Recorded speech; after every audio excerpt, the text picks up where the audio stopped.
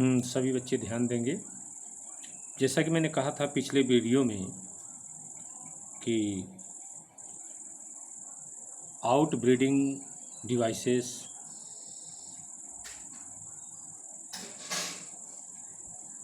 Pollen pistil interaction और artificial hybridisation के बारे में हम आगे बताएंगे। तो आपको ये जानना है कि ये 3 प्रकरण क्या क्या हैं। Out breeding devices, pollen pistil interaction और तीसरा है आर्टिफिशियल हाइब्रिडाइजेशन। तो हम सबसे पहले ये बता दें कि आउट ब्रीडिंग जो डिवाइसेस है इनके बारे में आपको ये जानना है कि जो आउट ब्रीडिंग डिवाइसेस है इसमें कैसे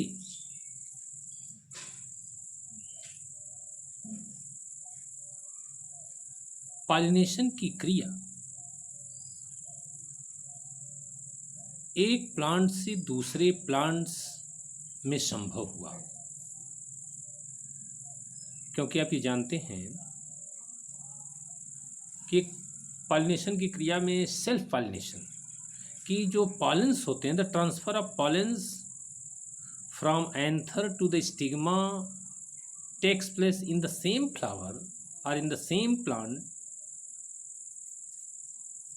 this is a types of self pollination. अगर एक ही पुष्प में उसके पुंकेसर से परागकण निकल करके अगर उसी की स्टिग्मा पर अगर पड़ रहा है, लैंड कर रहा है, या फिर एक ही पौधे में एक पुष्प से उसके दूसरे पुष्प पर अगर परागकण जा रहा है, तो यह जो है सेल्फ पॉलिनेशन का ही प्रकरण माना जाता है और इसमें सेक्सुअलिटी नहीं होती। होता तो जरूर है सेक्सुअल रिप्रोडक्शन, नर और मादा गैमिट बनते हैं, लेकिन रियली जो प्रोजनी बनता है उसमें कोई वेरिएशंस नहीं आते, कोई डेवलपमेंट नहीं होते, कोई स्पेसिएशन नहीं होता। इसलिए हम इनको ए प्रोसेस ऑफ एसेक्सुअल ही मानते हैं। लेकिन चूंकि इंडिविजुअल एक है, पेरेंट एक है, लेकिन इनसे डेवलप होकर के कैसे जो है 2 पेरेंट्स की आवश्यकता बनी, या फिर कैसे जो है क्रॉस पॉलिनेशन डेवलप हुआ, ये है आउट ब्रीडिंग डिवाइसेस। इसमें निम्नलिखित परिवर्तन, मुख्य रूप से 4 परिवर्तन ऐसे हुए, ऐसे गुण विकसित हुए जिससे कि जो सेल्फ पॉलिनेशन था वह क्रॉस पॉलिनेशन में चेंज हो गया। फॉर एग्जाम्पल, अगर हम पहले को देखें तो जो पहला पॉइंट है उसमें है synchronisation of the reproductive part.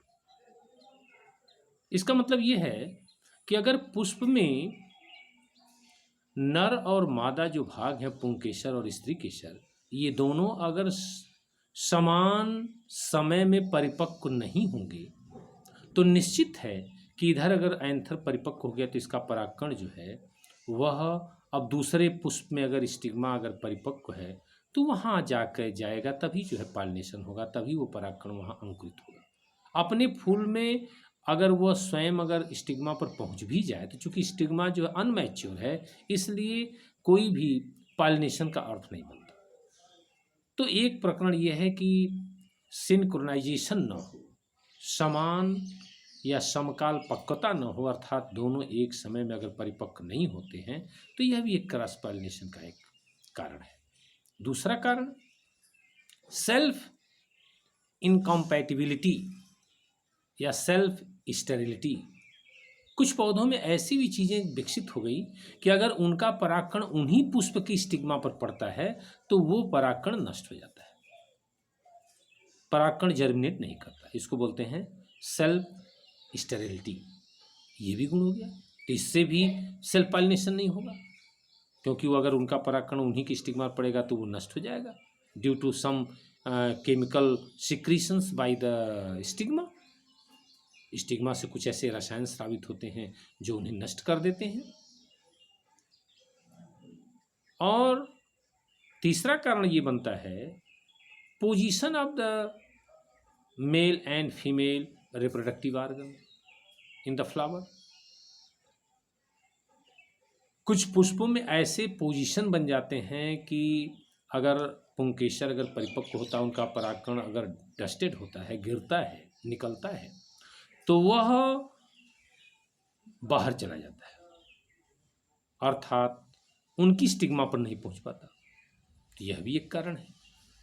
मतलब इस तरह का अगर पोजीशन अगर डेवलप हुआ है स्टैमेन और कार्पेल में, तो इससे भी सेल्फ पॉलिनेशन नहीं होता। और एक फोर्थ नंबर का जो कारण है वह कारण है यूनिसेक्सुअलिटी। यूनिसेक्सुअलिटी जिनको हम ये डायोसियस प्लांट्स के नाम से हम जानते हैं। डायोसियस प्लांट्स, इसका मतलब ये जैसे आप ये कह सकते हैं पपीता, डेट पाम, जो खजूर है, ये अलग अलग पौधे ही विकसित हो गए, तो निश्चित है कि एक पौधे का जो पॉलन है वो दूसरे पौधे पर जाएगा, उसमें भी सेल्फ पॉलिनेशन की संभावना नहीं होगी। अगर कुछ मोनोसियस हैं, जैसे आपका मक्का है, एक ही पौधे में दोनों, एक नर फ्लावर हो गया, मादा फ्लावर हो गया। आपके कुकरबिट्स में एक ही पौधे में दोनों प्रकार के पुष्प लगते हैं। लेकिन ये दोनों प्रकार के पुष्प लगते हैं, हम इन्हें क्रॉस पॉलिनेशन नहीं कर सकते, क्योंकि ये जिटैनोगैमी कह सकते हैं। अगर सेम फ्लावर में है तो ऑटोगैमी, अगर ये डिफरेंट फ्लावर में है तो इसे हम जिटैनोगैमी कहेंगे। लेकिन हमें चाहिए जो आउट ब्रीडिंग डिवाइसेस का जो अर्थ है वह है xenogamy. It means pollination takes place between two separate plants. दो अलग अलग अगर पौधे हैं उनके बीच में अगर ये पॉलिनेशन हो रहा है तो ये क्रॉस पॉलिनेशन है। और इस प्रकार के पॉलिनेशन से हम ये कह सकते हैं कि आउट ब्रीडिंग डिवाइसेस, और इससे जो है क्रॉस पॉलिनेशन से ही वेरिएशंस आए, वेरिएशन से स्पीसीज बनते गए। और ये कह सकते हैं कि ये जो इसका जो मुख्य रोल है वो इवोल्यूशन से जुड़ा हुआ है। अब दूसरा जो प्रकरण है पॉलन पिस्टिल इंटरेक्शन। हम सभी लोग जानते हैं कि पॉलन ग्रेन्स स्टैमेन के एंथर से निकलकर वह कार्पेल की स्टिग्मा पर पड़ता है, और जब कार्पेल की स्टिग्मा पर पड़ता है तो ऐसी स्थिति में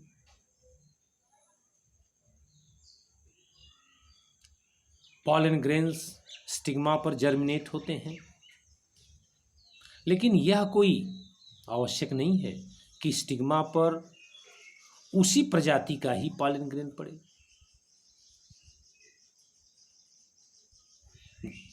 जो pollen grains bye means of air आते हैं स्टिग्मा पर, वो विभिन्न प्रजातियों को हो सकते हैं। तो इसका मतलब यह है कि स्टिग्मा और पिस्टिल और carpel recognise their own pollen grain,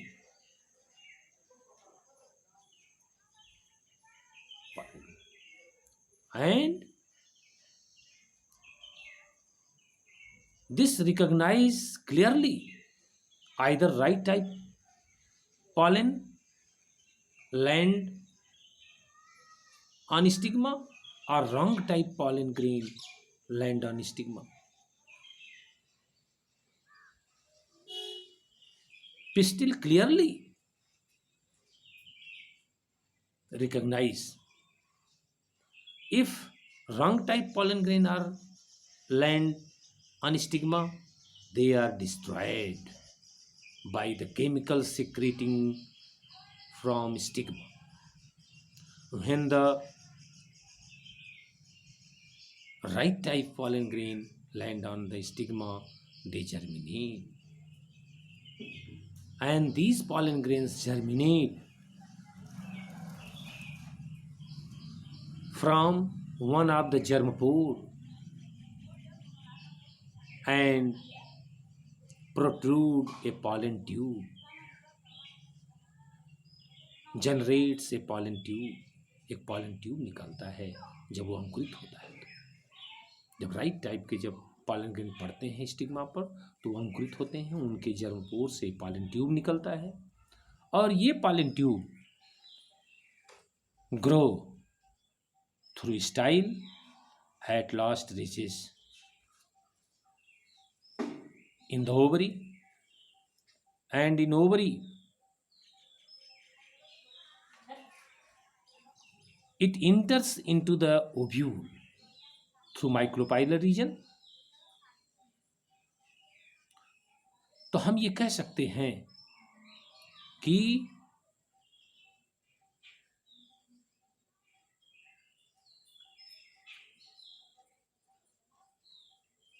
pollen grains का जर्मिनेट स्टिग्मा पर जर्मिनेट होना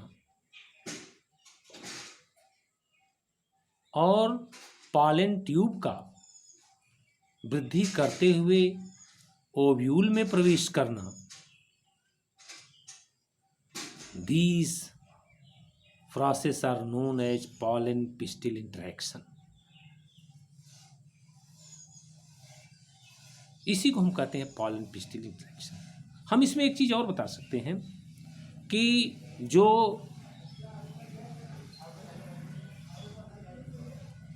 पॉलन ग्रेन्स होते हैं, nearly 60% of the pollen grains when they comes out from the anther two-celled,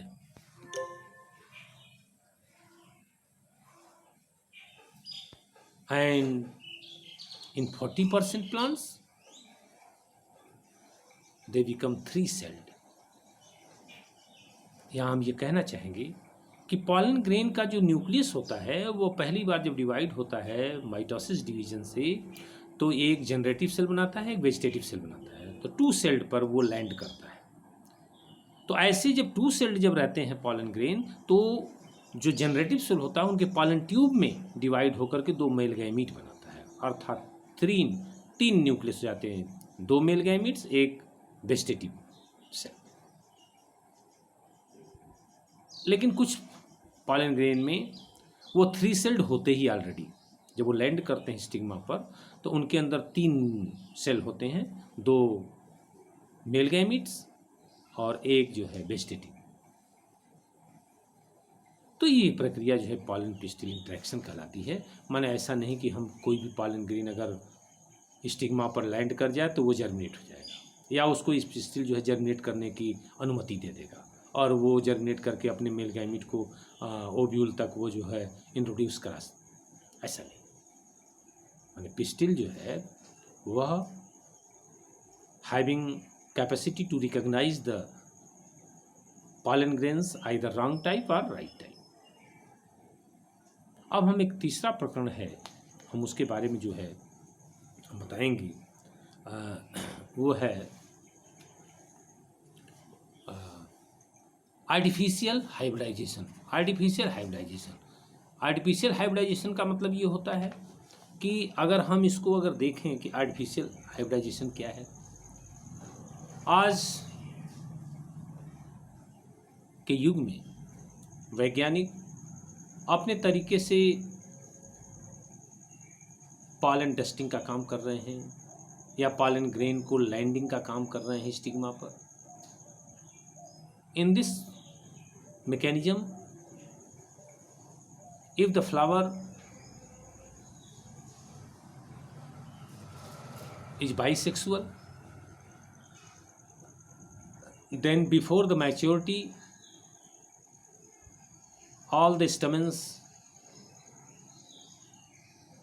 are removed from the flower by cutting with scissors, and this process is known as emasculation. After that, flower becomes female and it covered with a butter polythene, एक butter के polythene से इसको हम ढक देते हैं ताकि pollen grains of other plants cannot land on the stigma, वो दूसरे प्लांट्स का जो है pollen grain इस पर न आ सके. If female parts of the flower becomes mature, then remove the polythene and desired pollen grains from the other plants landing on the stigma, and also re-baked the flower for up to formation of fruit. मैंने कहने का अर्थ ये है, जब female reproductive system अगर mature हो जाता है तो हम दूसरे पुष्प के पालन को ले आते हैं और उस पर डस्ट कराते हैं, लैंड कराते हैं, और इसके बाद फिर उसको हम कवर कर देते हैं, फिर ढक देते हैं ताकि उनका जर्मिनेशन हो, फर्टिलाइजेशन हो, सीड और फ्रूट का फॉर्मेशन हो. ये आर्टिफिशियल हाइब्रिडाइजेशन कहलाता है, कृत्रिम ढंग से परागण कराना या फिर रिप्रोडक्शन कराना. If plants are also unisexual, then no need of any emasculation. वहाँ कोई emasculation की ज़रूरत नहीं है क्योंकि वो ऑलरेडी यूनिसेक्सुअल है. The flowers are females. तो only before maturity flowers covered with polythene bag, and after maturity open the flower. It means remove the polythene bag and desired pollens from other plants landing on the stigma, and again covered the flower or re-bagged. तो इस प्रकार से अगर हम ये कहें कि इसे हम आर्टिफिशियल हाइब्रिडाइजेशन करें. तो आज के वीडियो में हमने 3 चीज़ का जिक्र किया है: out breeding devices, pollen pistil interaction and artificial hybridisation. आपके एनसीईआरटी में बिल्कुल स्पष्ट रूप से ये तीनों प्रकरण को रखा गया है. उन्हें आप पढ़िए, देखिए, निश्चित रूप से समझ में आएगा. धन्यवाद.